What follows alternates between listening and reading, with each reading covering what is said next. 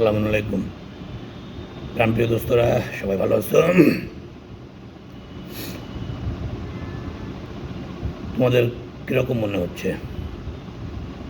সামনে বাজেট অধিবেশন চলতেছে। বাজেটের যে পরিধি বাড়তেছে প্রত্যেকটা বছর,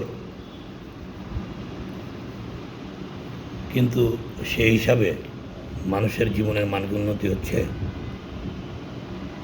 তোমাদের কি মনে হয়?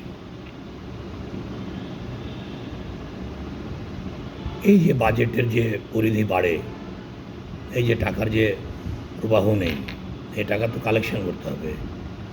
তো সরকার, যেই সরকারই হোক, বিগত সরকারগুলো দেখছি, এখনও নতুন সরকার এসছে, তাদের সবাই একটা স্ট্র্যাটেজি যে জনগণের কাছ থেকে আমরা ট্যাক্স ব্যাক বাড়িয়ে টাকাগুলো কালেকশন করে দেশ চালাবো।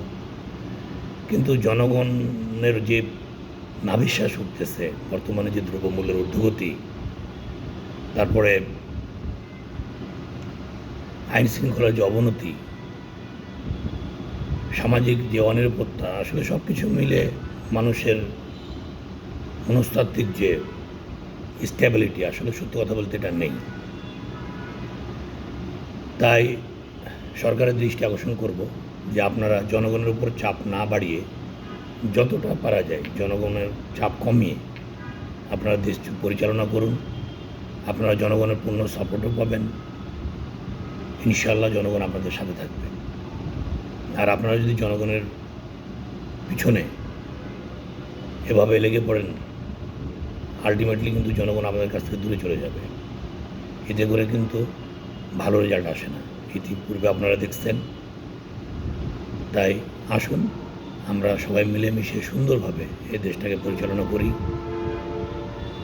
প্রত্যেকের যে দক্ষতা রয়েছে সেই দক্ষতাগুলোকে দেশের জন্য কাজে লাগাই।